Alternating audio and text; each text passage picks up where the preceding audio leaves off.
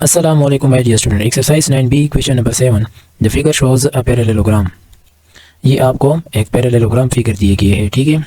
ए B C D, ठीक है। Where B angle A D, where B angle A D ये 65 degree है, ठीक है।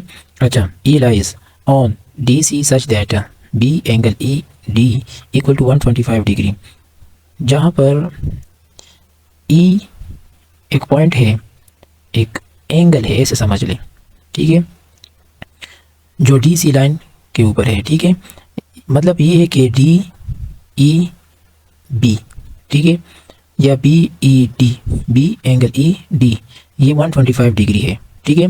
और यहाँ पर अगर आप गौर करें, यहाँ पर 1 एरो हेड है और इधर 2 एरो हेड है। इसका मतलब क्या है? मतलब ये है कि ए डी ये पैरेलल है बी सी लाइन का, ठीक है, और ये डी सी ये पैरेलल है ए बी लाइन का, ठीक है। इसका मतलब ये है, ओके। अच्छा, फाइंड फर्स्ट पार्ट में आपको ये बताया जा रहा है कि ए एंगल डी ई मालूम करें, मतलब ए एंगल डी ई ये मालूम कर ले, मतलब ये मालूम करे, ठीक है, ये मालूम करे, ठीक है। एक ये मालूम करना है। दूसरा सेकंड पार्ट में सी एंगल बी ई मालूम करे, मतलब सी एंगल बी ई ये मालूम कर लें, ठीक है। ये दोनों आपने मालूम कर रहे हैं, ठीक है। अच्छा, सॉल्यूशन फर्स्ट पार्ट मतलब ए एंगल डी ई पहले हम मालूम करने जा रहे हैं, ठीक है। ये वाली ए एंगल डी ई ये हम मालूम करने जा रहे हैं। सबसे पहले मैं आपको ये क्लियर कर दूं कि जहाँ मतलब इस क्वेश्चन में आपको ये बताया गया है कि ये लाइन मतलब ये ए बी लाइन, ठीक है, ये ए बी लाइन ये पैरेलल है डी सी लाइन के, ठीक है। ये आपको ये बताया गया है ए बी पैरेलल है डी सी लाइन के। तो इसका मतलब ये हुआ कि ये ए बी एक लाइन है, ठीक है। मैं आपको समझाता हूँ। इसका मतलब ये हुआ कि यहाँ पर जो 65 डिग्री है ना, ठीक है, ये 65 डिग्री है। अगर यहाँ पर हम गौर करें ना ये एंगल डी की, तो ये कुछ इस तरह, एक मिनट में समझाता हूँ, ठीक है। यहाँ पर मैं समझा रहा हूँ आपको।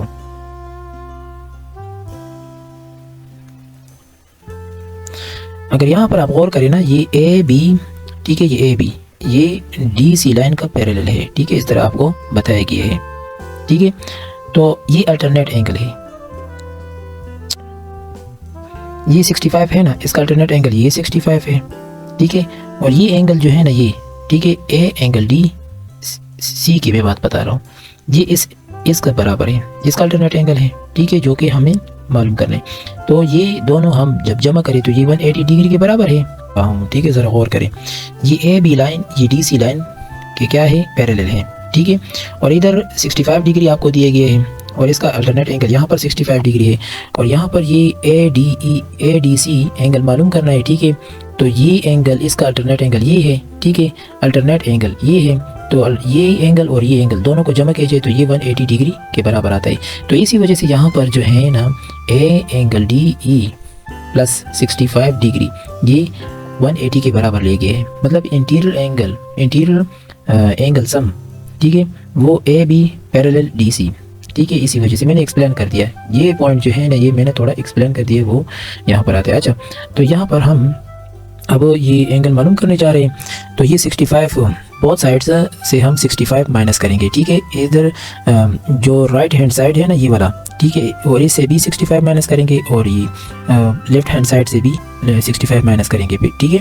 अच्छा, तो माइनस करने से आपको आएगा 115 डिग्री, जो कि ये एंगल मालूम हो गया, ए एंगल डी ई है, ठीक है।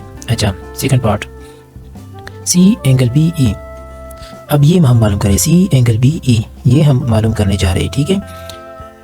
अच्छा, यहाँ पर अगर आप गौर करें ना exterior angle of triangle A B E, इधर एक बात है, ठीक है। हमने इससे पहले थ्योरी में हमने पढ़ा था कि जब हमें इस तरह ट्राइंगल दिया गया होता है ना, इस तरह ट्राइंगल में ट्राइंगल बना रहा हूँ, ठीक है, सही है, ये लाइन है, सही है। इसका जो ये एंगल है ना ये इन दोनों एंगल्स के बराबर होते हैं।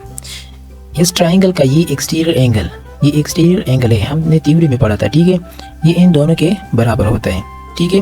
अब यहाँ पर अगर हम और करें ना तो ये एंगल और ये एंगल, ये दोनों को जमा किया जाए तो ये 125 डिग्री के बराबर है, सही है ना।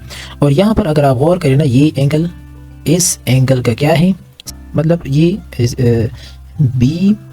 बी सी ई एंगल,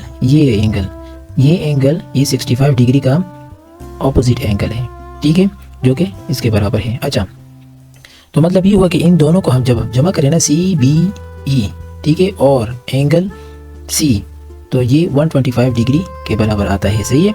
अच्छा, तो ये आता है next.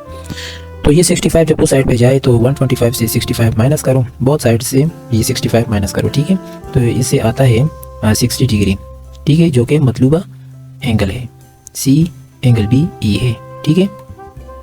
Next question number 8, the figure shows a rhombus A B C D. आपको नीचे फिगर दिए गए हैं, ठीक है, ये रोम्बस है A B C D, the diagonal D B, ये डायगोनल है, ठीक है, इज प्रोड्यूस्ड, इसको आगे बढ़ाया गया है, ठीक है, टू ई तक, ठीक है, ई तक, सच दैट, जो कि B C equal to B E, जो कि बी सी बी ई के बराबर है, मतलब ये दोनों आपस में इक्वल है, ये और ये दोनों आपस में, ये दोनों लाइंस, ये दोनों साइड्स, ये आपस में इक्वल है, ठीक है।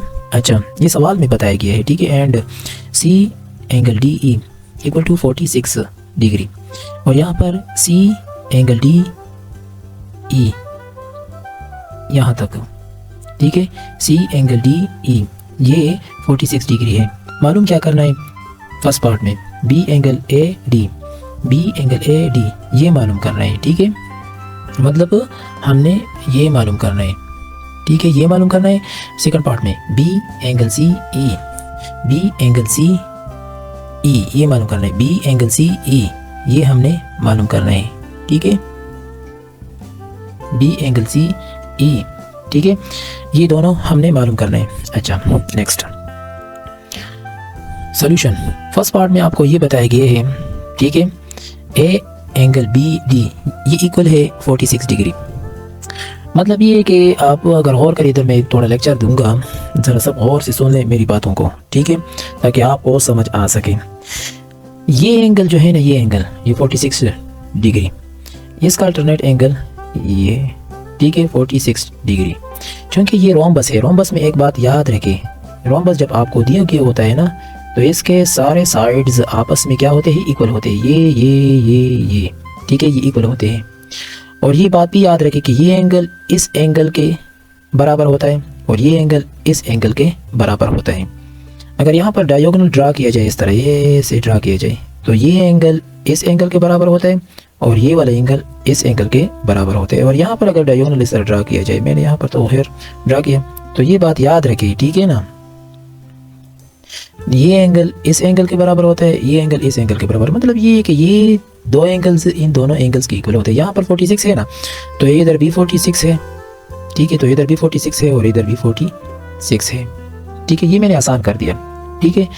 अच्छा, यहाँ पर अब आगे मैं आपको पढ़ा रहा हूँ, ठीक है, तो then, A angle B D ये इक्वल है 46 डिग्री, ये alternate angle sum, A B parallel है डी सी के, ए बी पैरेलल है डी सी के, मतलब ये है कि मैंने अभी आपको बता दी कि ये 46 जो है ना, इसका अल्टरनेट एंगल ये 46 ये आता है ना, ए बी डी एंगल इसके इक्वल है। अच्छा, okay, next, since A B C D is a rhombus, ठीक है, चूंकि ये एक रोम्बस है, ए बी सी डी ये एक रोम्बस है, एंगल ए बी इसलिए therefore A B equal to A D, therefore A B ये ए डी के इक्वल होता है, ये ए बी जो है ना, ये ए डी के इक्वल होता है, सही है। अच्छा, and hence B angle D A and D angle B A equal to 46 degree, मतलब बी एंगल डी ए ये, ठीक है ना, और डी एंगल बी ए ये 46 डिग्री है। मैंने अभी आपको पहले लेक्चर में समझाया था कि ये एंगल इस एंगल के इक्वल होता है, ये एंगल इस एंगल के इक्वल होता है, ये अल्टरनेट एंगल है, ठीक है। रहा हूँ, बस कि एक्सप्लेनेशन मैंने अभी आपको बता दिया, ठीक है, इसके बारे में। सही है, तो ये 46 डिग्री है। अच्छा, तो यहाँ पर हमें ये मालूम करना है ना, बी एंगल ए डी मालूम करना है ना, तो इन तीनों एंगल्स को, ट्राइंगल में 3 एंगल्स होते हैं ना, तो इन 3 एंगल्स को जब जमा किया जाए तो ये 180 के बराबर होते हैं, ठीक है। सही है, तो angle sum of triangle A B D, ठीक है, इनके एंगल्स को जमा किया जाए तो ये 180 के बराबर है, ठीक है। तो 46 उस साइड पे जाए तो ये 180 से माइनस होगा, या यहाँ पर प्लस करो, ठीक है। इसे जो आंसर आ जाए तो बहुत साइड से सब्ट्रैक्ट करो, उधर ले जाओ, ठीक है, उस साइड पे बी और इस साइड से बी, इस तरह भी आप कर सकते हो, ठीक है। अच्छा, बी एंगल ए डी, अभी 180 से ये 46 माइनस करना होगा, ठीक है। जब माइनस करेंगे तो इसे 88 डिग्री आता है, तो मतलब ये हुआ कि ये एंगल 88 डिग्री है, ठीक है। अब सेकंड पार्ट, मतलब ये एंगल हमने मालूम करना है, बी एंगल सी ई, ठीक है। अब यहाँ पर अगर आप और करें ना, तवज्जो दें, ठीक है, D angle B C, D angle B C, ये 46 डिग्री है ना, ठीक है। अगर यहाँ पर आप और करें ना, तो ये दोनों साइड्स आपस में क्या है, ये इक्वल है। ये सवाल में बताया गया था, यहाँ पर बी सी बी ई के इक्वल है। जब ये इक्वल हो जाता है ना, तो ये कुछ इस तरह, ये इस तरह पर आता है, एक मिनट, ये साइड इस साइड का इक्वल हो जाता है ना, तो ये फिगर, इस फिगर को ज़रा और करें, इस फिगर को और से देखें तो ये कुछ इस तरह बन जाता है, ठीक है, इस तरह ऐसे बन जाता है, ठीक है।